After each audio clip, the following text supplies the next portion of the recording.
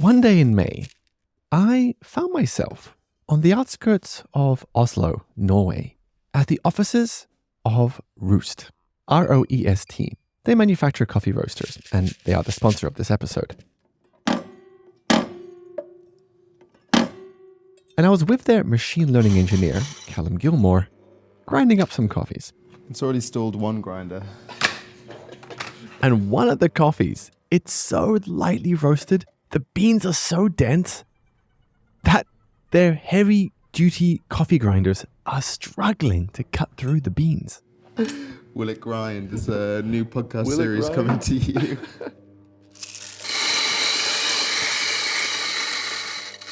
Callum finishes grinding 7 different coffees, and he lays them out across the table. He boils up some water, pours the water into the coffee grinds, lets them brew for a bit, and then he and I, along with Veronica Baldock, ROEST's head of marketing, we go around the table and taste them. Now, I want to tell you about 2 of those coffees that were literally side by side. The first one had these notes of stone fruits. This is getting hints of apricot, yellow stone fruit. It had a little bit of sweetness. It's still an acidic coffee for sure. But more than anything else, it was quite acidic. And as an experience, it disappeared very quickly in our mouths. But it's still very short. Very short, yeah. And then we tasted the coffee right next door to it. This coffee was suddenly very juicy. Okay, now we have more mouthfeel. Yeah, definitely. It's more juicy, chewy. You can taste it on your tongue everywhere. Like, It was also so much sweeter. Really helped balance out that intense acidity. Just a lot more sweetness is coming through. And for Veronica, she's now tasting tropical fruits. it's like when you have a pineapple, but it's not too acidic. It's more sweet on the sweet side. A ripe pineapple. What a wonderful thing. So next door to one another were 2 very distinct coffees. One was very acidic, notes of stone fruit. Next door to it, very juicy, sweet, notes of pineapple. So tell me about the coffee that we have used. And here is the crazy thing. These are both the same coffee, the same raw green beans. Kenyan coffee, Karagoto. The difference between them was how they were roasted. But that difference, I couldn't believe how small it was. Like, and what was the difference in temperature between these 2 coffees?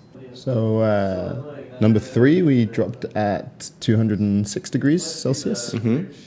And number 4, we dropped at 210 degrees Celsius. So it's really 4 degrees. It's really not much. That's crazy. How much time difference? 4 degrees of difference. It's a 2% difference in temperature, almost a rounding error.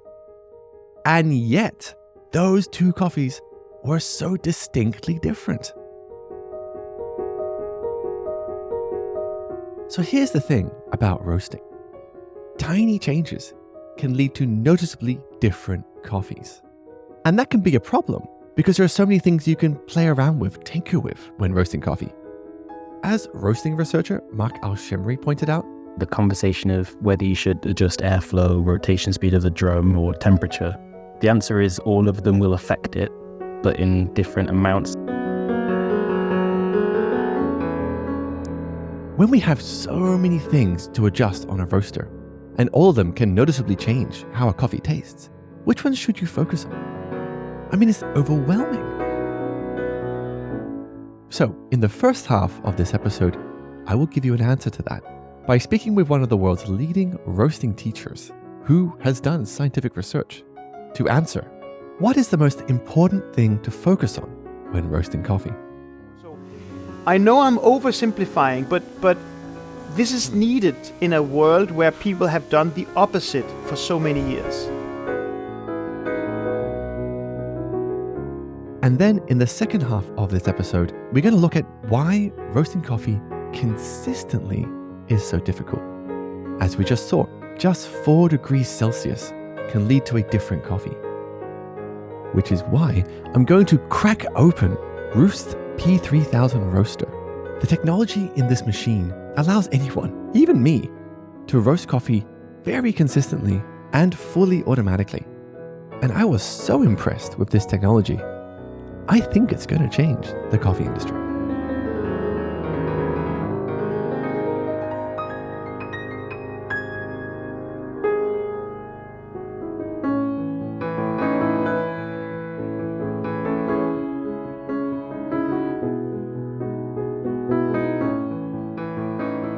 I'm James Harper, and this is The Science of Coffee, a spin-off series from my documentary podcast Filter Stories, and a journey into coffee's hidden microscopic secrets.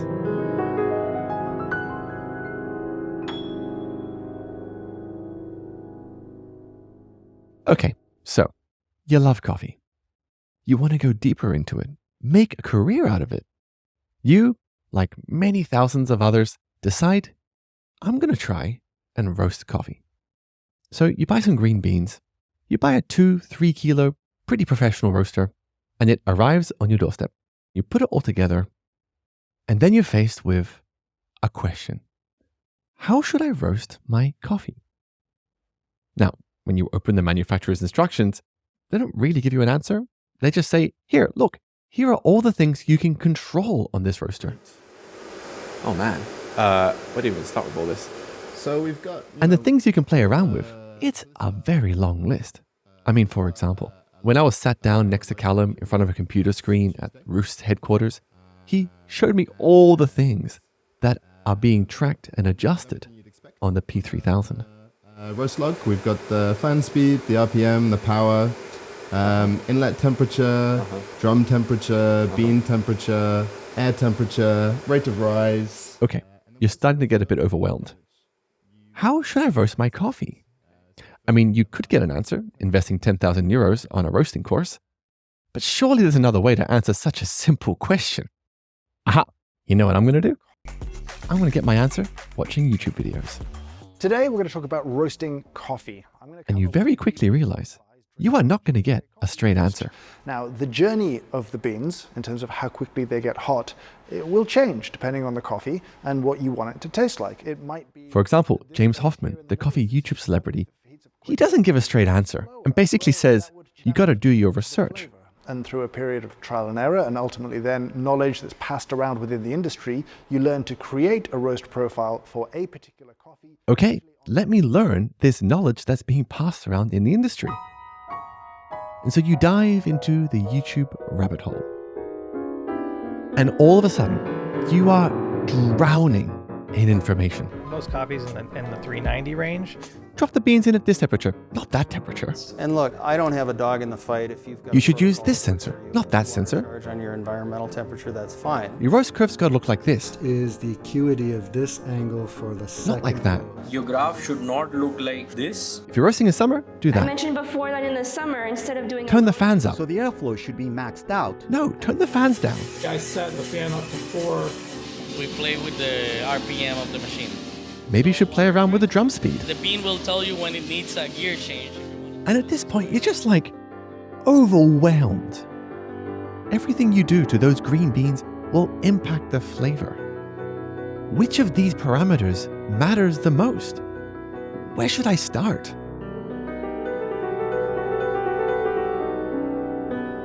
And right now, I'm going to help you cut through it all. If you've been on YouTube, there are 100 parameters where it's 3 parameters that are the most important, and this is the sequence of importance. To cut through the confusion, I spoke with one of the world's leading roasting educators. I'm Morten Münchow, founder of Coffee Mind. I've been in the specialty coffee business almost 2 decades. I really admire Morten because he straddles the divide between the scientists We've got 13 research papers now. and the craft of coffee. You know, the people who roast and brew coffee. I've been teaching more than 1,600 students in small groups of 6 to 8 in London School of Coffee and Coffee Mind Academy here in Copenhagen, and also on training centers globally. So you're at home, you've got your bag of green beans, and your roaster is set up. How should you roast those beans? There are so many things I can adjust and play with, but which thing matters the most? Should you focus on the fan speed, the drum speed, how long the beans are roasting, how quickly the beans get hot, what temperature the beans are at when you dump them out? Now, Morten has done some research with the University of Copenhagen to answer that question. He roasted the same green bean in lots of different ways.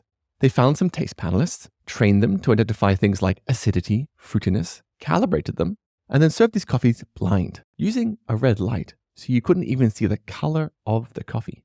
He then did some very fancy maths. You're looking for the vector through the data set that has the biggest amount of explained variance. And basically figured out what are the things which have the biggest impacts on a coffee's flavor. Where do we have the biggest variance? That's where we need to focus first. And at the end of the process, he figured out what is the strongest predictor for what a coffee is going to taste like. And the strongest predictor is the color of the roasted bean. So in our research, overall, we found that color in itself drives 80% of the possible flavor modulation of a green coffee. There it is. 80% of a coffee's flavors are determined by the color of the roasted coffee bean. And I love this because it's just so beautifully simple. People assume that it's complicated. So they assume that it's kind of 100 parallel processes, and if you do it like this, then this part is enhanced and this is pressed up or something like that. It's just, I don't think it is. So basically, it's just coffee getting darker. So when you're there in front of your new roaster with your bag of green beans, the most important thing for you to do is roast a whole bunch of different coffees to different shades of brown, then grind them up, taste them all, and decide on the one you want. And if this sounds too simplistic, well, let's just take a step back and reflect on this number, 80%. Morten's research suggests 80% of a coffee's flavor is determined by how dark it's roasted. That 80% difference is the difference between a coffee tasting very vegetal, Grasses. Okay, oats, fruity, Yellowstone fruits, and burnt. Okay, now we have ash. And that is an enormous difference. Now, it's not the whole story, but it's the thing that makes the biggest difference when roasting coffee. It is the key thing you should focus on first. So first get the basics straight and then build on top rather than get confused on all the details, right? And one small but important caveat, it does matter how fast you roast your beans. Don't go extreme. Then of course you can burn it by roasting it way too fast, or you can severely bake it by roasting it way too long. But those are extremes. Stay outside extremes. Then you can actually understand it as color. Okay, so let's say you've done step 1. You roasted the same coffee to many different shades of brown, you tasted them all, and you chose the one you want. 80% of the work is now done. Now it's time for you to focus on the second most important thing. And once I've found the preference for color, then I could play around with preference for development time. Morten's research suggests that 15% of a coffee's flavor is determined by the development time. This is the moment from when the beans first start cracking, popping like popcorn, and when you dump them out of the roaster. You can listen to the previous episode to learn more about that. That's why development time experiments is the next thing you're doing. So you have your bag of green beans, you have your new roaster. You roast many coffees to different shades of brown. You taste them all, choose the one you like. That's step 1. Step 2, development time. Try to get to that color again, but in different lengths of time. Try to add an extra 30 seconds between first crack and the color you want. You can also try getting there 30 seconds faster. Then you just have to taste all the samples and choose the one you want. That is the next 15% of the coffee's flavor figured out.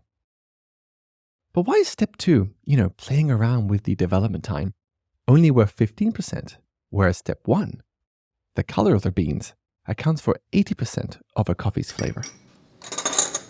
Trying to find 2 matching coffees. Well, at ROEST headquarters, Callum, Veronica and I did another coffee tasting. So we've roasted both of the coffees to the same roast degree. 2 coffees are on the table. They look to me an identical shade of brown. You cannot tell the difference between these two coffees. But there is a difference in their development time. One was like a normal roast, but the second is what roasters call a baked coffee. So it took a lot more time. The energy input was slower to get to that same roast degree. An extra 3 or so minutes. Now, none of us knew which coffee was which. We had anonymized them. And when I tasted them, the difference was pretty small. I'm finding it hard with my palate to describe exactly what the differences are. But after enough sips, we think we found the baked coffee because it was a little bit astringent. Strange dryness. And had this subtle papery note. I think there's a little bit of like cardboardness to it as well. Whereas the other one had more vibrancy to it. Fruitiness or more % acidity. Yeah. And when we did the big reveal, we got it right. Woo! Thank God we were right. We can keep our jobs. All right, good one. So, yeah, that's the difference 15% makes. It's not dramatic. Nowhere near as dramatic compared to how dark you roast your coffee. You know, that first 80%. It does make a difference, but not compared to your decision on when to stop it from a roast degree perspective. So that's development time. Step 2. And look, once you've done step 1 and 2, you've decided on the color brown you like, and you've played around with the development time. You are now 95% done. This now takes us to step 3. That final 5%. And according to Morten, that final 5% of a coffee's flavor is determined by how long it takes you to get to first crack. If people don't add milk, you could also play around with where to put first crack. And Morten argues, look, if your customers are going to be adding milk to this coffee, don't even bother with this third step. A 5% difference in flavor is really, really subtle. Adding milk just drowns out those subtleties. No one is going to be able to taste the difference. Morten argues you should only do that final step, playing around with the timing of first crack, if you're going to be drinking this coffee black. You know, a black espresso, a black filter coffee. Okay, so let's say you've done steps 1, 2, and 3, but you're not happy with the flavor of the coffee. You might think to yourself, did I roast it wrong somewhere? What if I adjusted the fan speed? What if I did this? No. For Morten, the answer is very simple. The selection of green is by far the most important decision, and there's only so much you can do with roasting. If you can't get the flavors you want after going through steps 1, 2, and 3, you have to swap out your green beans for something else. You have actually quite limited possibilities with roasting compared to the magnitude of difference you can introduce by selecting different greens. I have tasted an enormous variety of different coffee flavors over the years. Mango, jasmine, dark chocolate. But if I want those flavors, I can't always find them through the way I roast the coffee. I need to buy the green beans which have that flavor potential in the first place.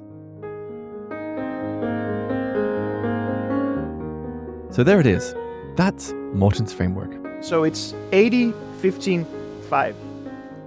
I really love Morten's way of thinking here. You know, myself as a storyteller, documentary maker, I collect dozens of hours of recordings, interviews. Then I spend like 100 hours going through it all, editing, to give you a story which I hope is simple, interesting, and you walk away having learnt the science of roasting. What would be so much easier for me is if I just gave you those 20 hours of raw recordings and said, hey, in there somewhere is the science of roasting. Good luck. That's kind of what it's like trying to learn how to roast on YouTube. You're just flooded with information and you don't know what really matters. What Morten has done here is what I do with this podcast. He's got to the essence of the story, created a framework that simplifies our very complicated world. Follow these steps, 1, 2, 3, and anyone who has never roasted coffee before can get pretty decent cups.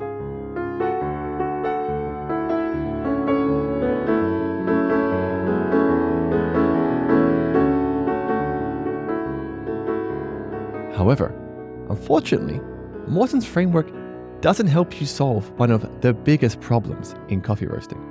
Because here's the thing.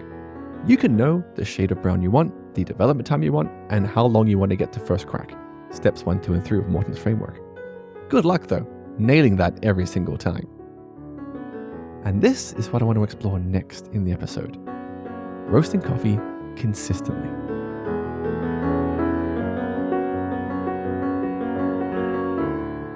If you want to explore Morton's framework further, I've linked his paper in the show notes and his website.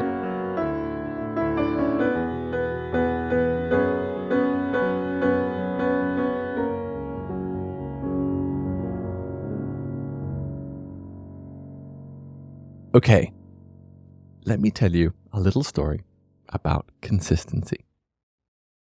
I moved to Berlin in 2016, and I worked as the wholesale manager for a very well-known roastery.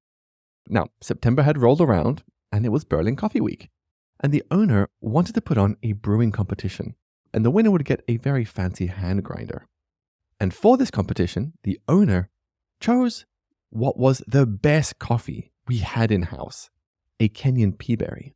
Leading up to this competition, these beans were tasting unbelievable. It was like marmalade. Oh, I can still remember it now. It's so good. So, competition day rolls around. I myself also fancy competing because who doesn't want a fancy hand grinder? So I'm behind the bar in a row with all the other competitors.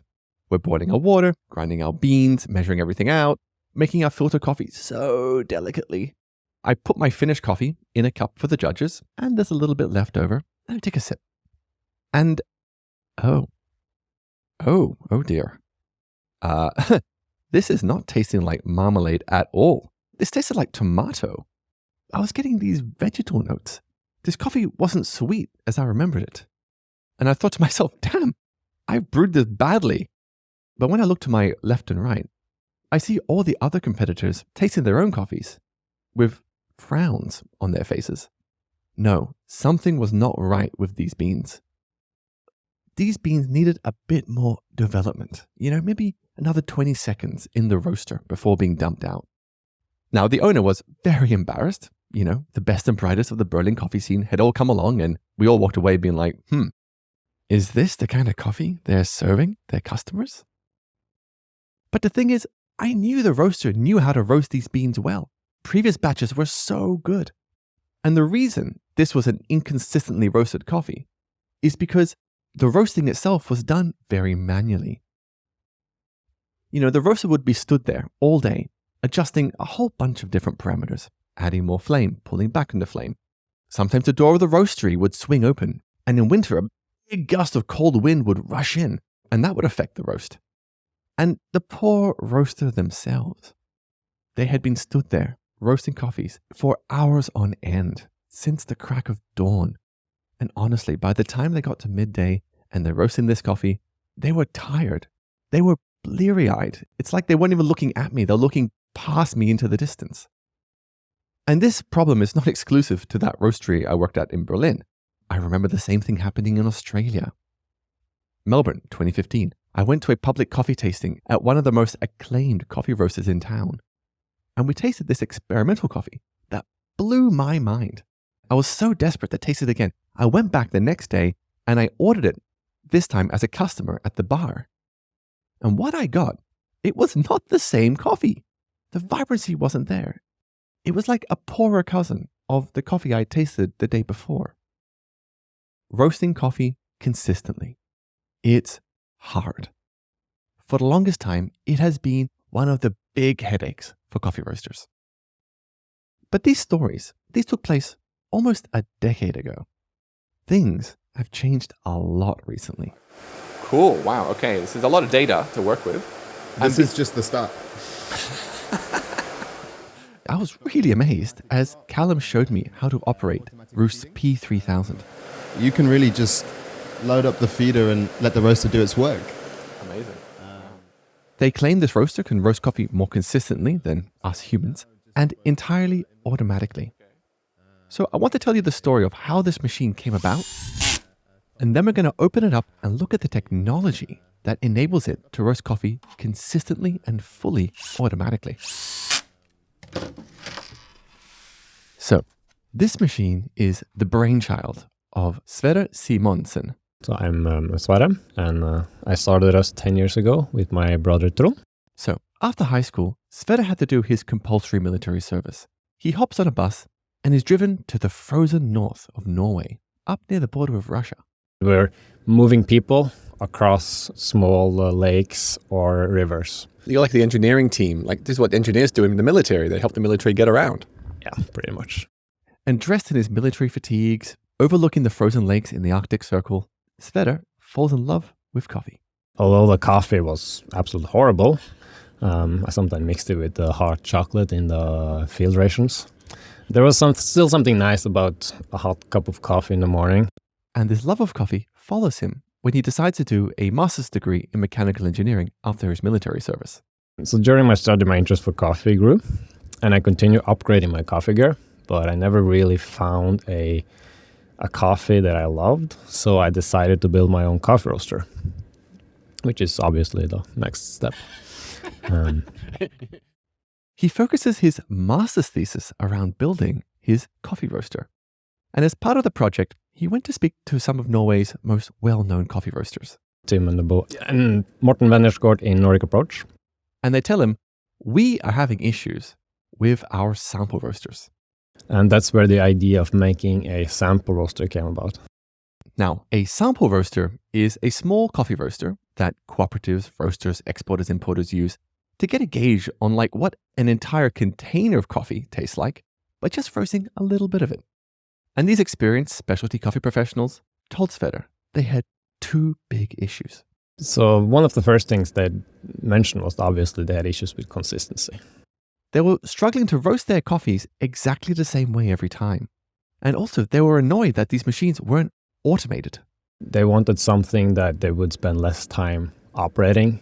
And while Sverre is working on this machine, his brother Trond is like, hey, we should totally bring this thing to market. Let's team up, you and I, brother and brother. Trond arranged the funding, and I built a workshop in my basement. And then I became an Airbnb superhost in order to get some extra income in order to pay the bills.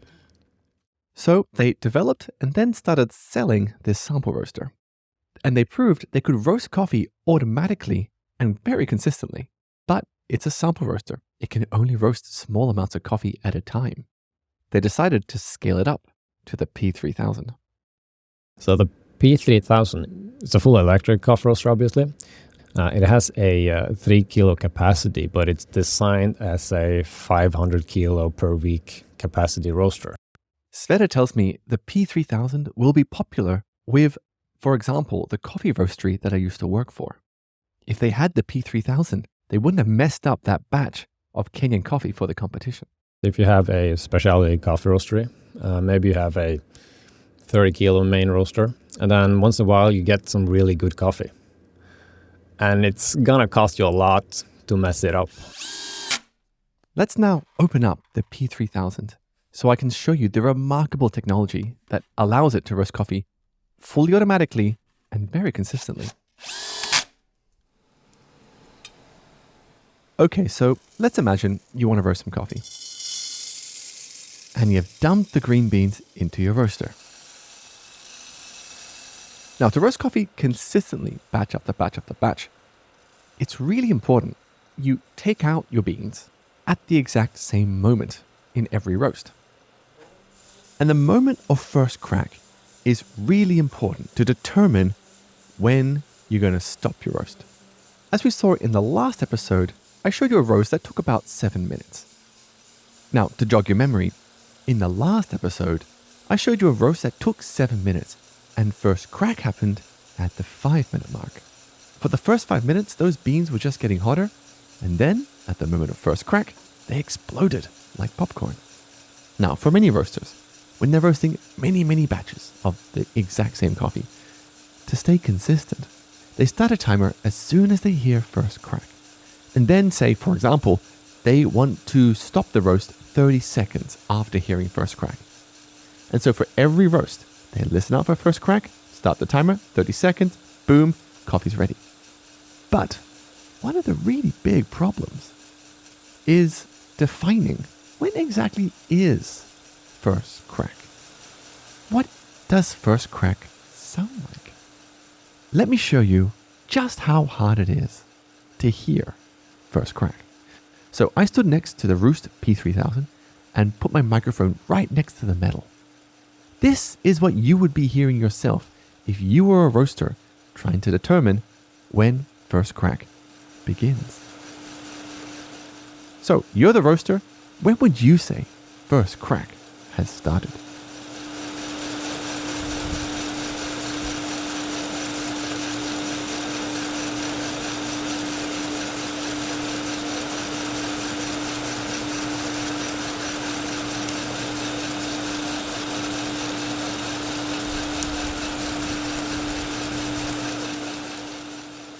So, did you hear first crack?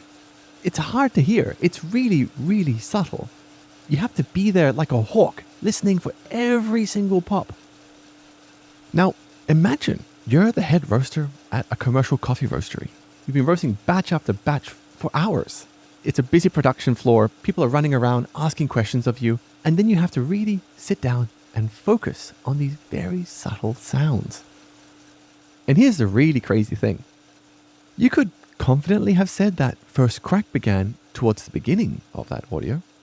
And you could also make the case that first crack actually began in earnest towards the end of that audio. Guess what? That audio snippet was 20 seconds long. That is long enough for a coffee to taste distinctly different batch to batch. Sverre knew for his roasters to roast consistently, he needed a way to define precisely when first crack begins. If you have a different definition of when it starts, you will also have roast that is a little bit darker or a little bit lighter depending on who's using the machine. Callum explains to me they found the solution first by sticking a microphone into this flaming hot oven.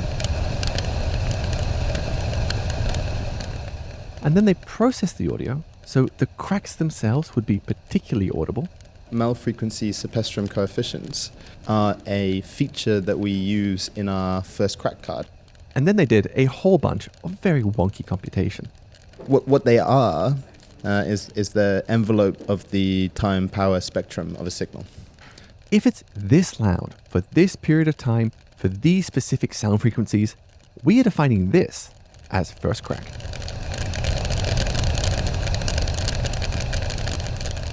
And so, regardless of who uses the machine and how tired they are, first crack is consistently defined.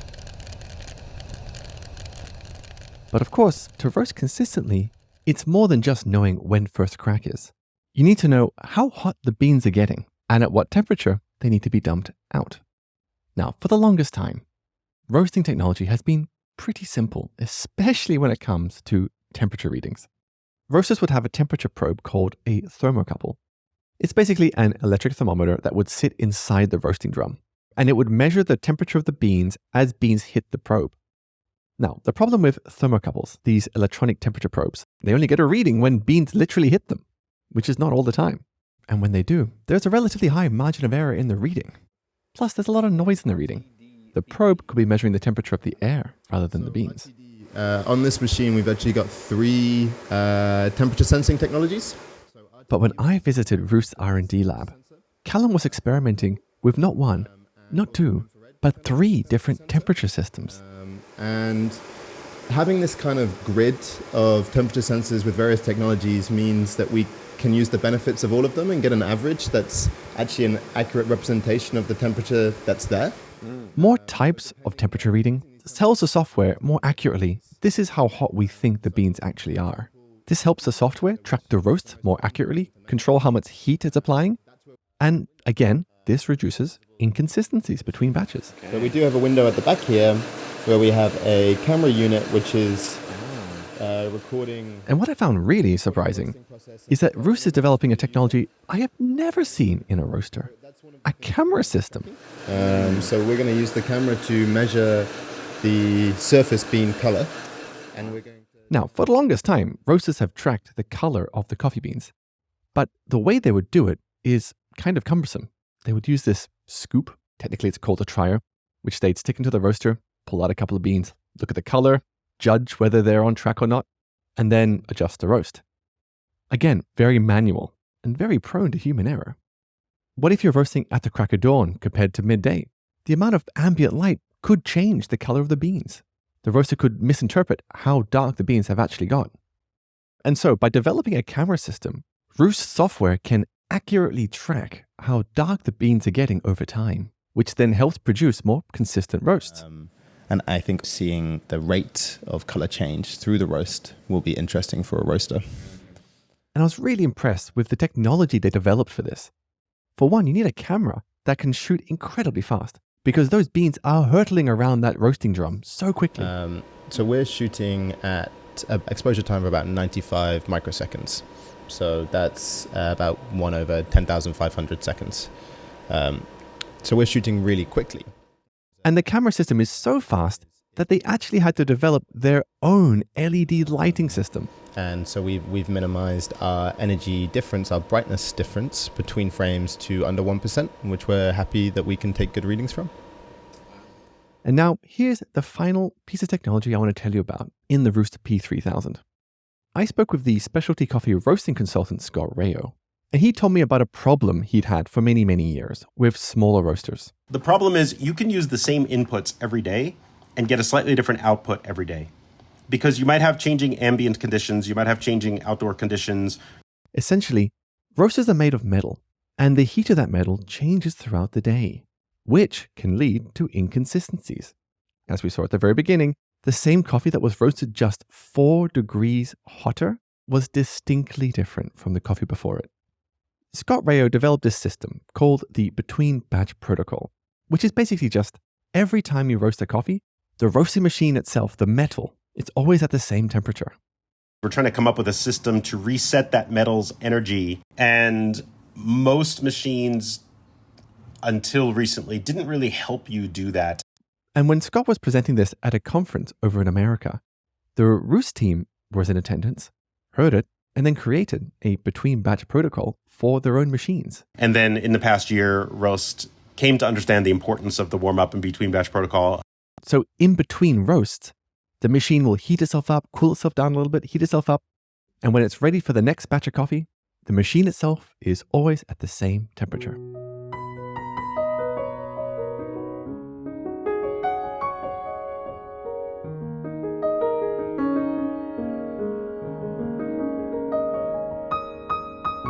So, all of this is some of the remarkable technology I saw for myself when I visited ROEST.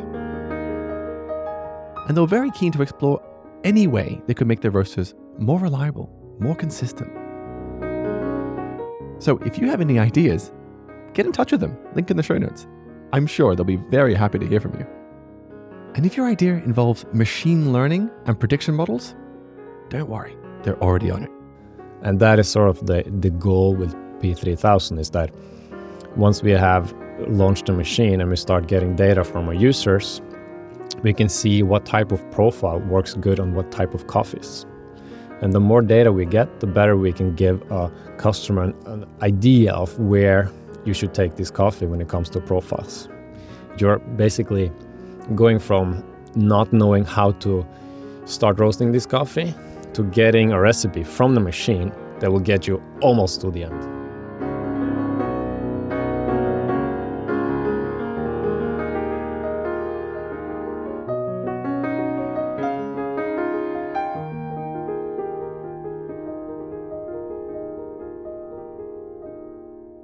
So after visiting ROEST, I came back to Berlin with my head spinning. This kind of technology just changes the game in the coffee industry. The technical barriers to roasting are gone. You don't need to invest as much money now learning how to roast coffee. Because these machines roast automatically, you could roast coffee part-time while holding down a full-time job. Becoming a coffee roaster has never been easier or cheaper. And the end result of all of this is competition for roasted coffee is going to get a lot hotter. And here are 3 changes I think we're going to be seeing sooner rather than later. So let's talk specialty coffee shops. The owners of specialty coffee shops get into it mostly for passion. This is a passion business. And the owners of these coffee shops, they would buy roasted coffee from established roasting brands because they didn't have the time and the money to roast it themselves. But now they do. So I think we're going to see many more specialty cafes roasting coffee for themselves. I also think we're going to be seeing the same roasting brand operating across many more geographies. Right now, if you are a London-based roaster and you want to come and, set up business in Berlin, it's important for you to offer the same coffee here in Berlin as you offer in London. Now, one way you could do that is to roast all your coffee in London and ship it to Berlin. But good luck trying to get roasted coffee reliably, cheaply into Berlin in a post-Brexit world. But now roasting is so easy. You could put a fully automatic roaster in Berlin and roast the exact same coffee you're roasting over in London. When you buy your green beans, half of them get shipped to London, half of them get shipped to Berlin, and they get roasted in their respective cities. So that's why I think we're going to be seeing roasting brands operating across many geographies. You might see a roaster that's based in Sydney and New York, roasting the exact same coffee in both places.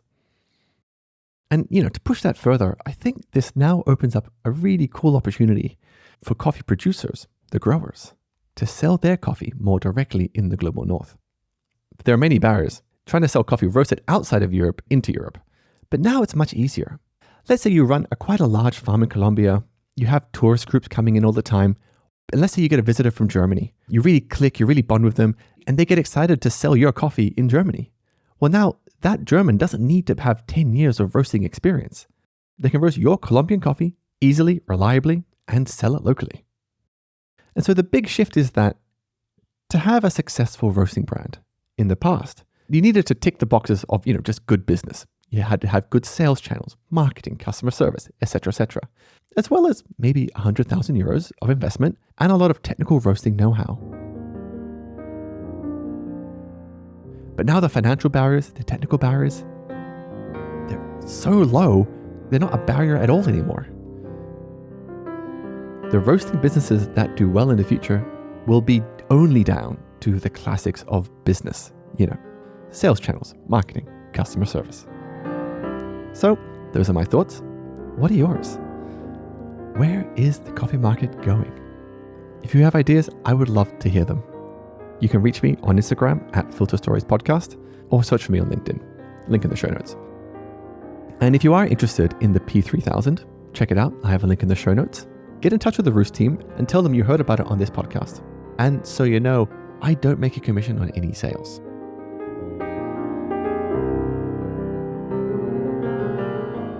Now, in the next episode, we're getting our hands dirty as we learn about organic coffee farming. How does it actually work? And why are there so few organic farms in the first place?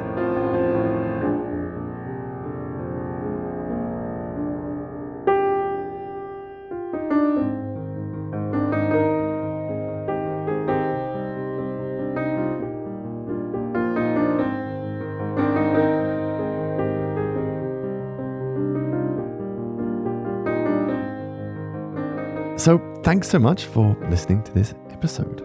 If you enjoyed it, please spread the word. If you're listening to this on Spotify, give the podcast a rating, 5 stars if you really liked it. Or if you're listening on an iPhone, hey, write a review on Apple Podcasts. That really helps other people find this show.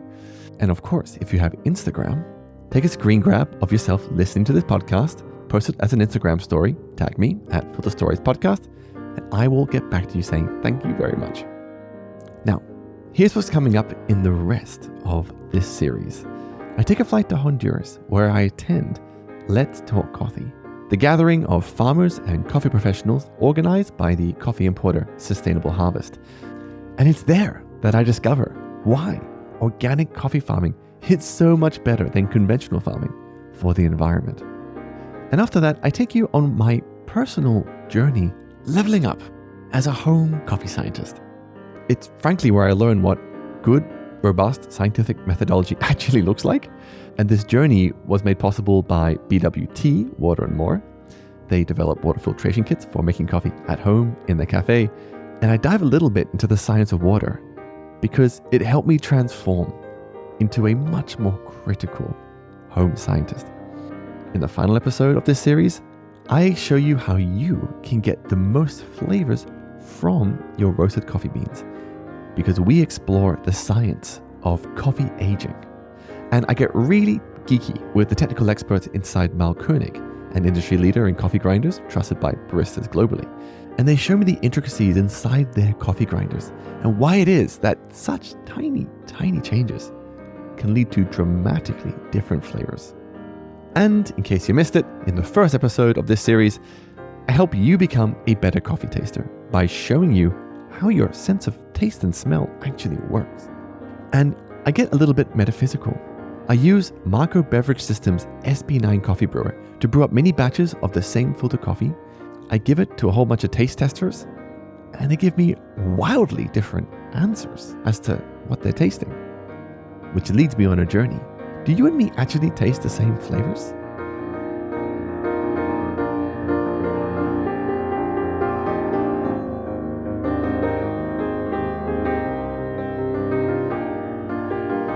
The Science of Coffee is produced by me, James Harper, and I also write and play the piano music. Thank you very much for listening, and I'll speak to you next time.